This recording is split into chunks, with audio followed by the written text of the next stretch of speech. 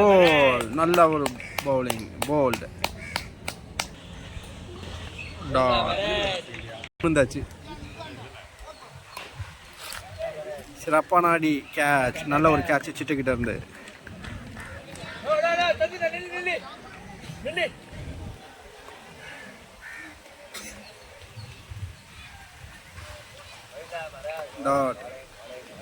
பரத் இது வரைக்கும் சிறப்பாக போட்டுட்ருக்காரு.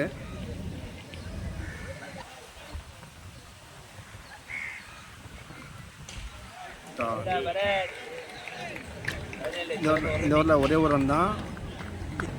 4 ஓவர் முடிவு ஸ்கோர் 17. பரத் சரியான ஓவர் போட்டு போயிருக்காரு.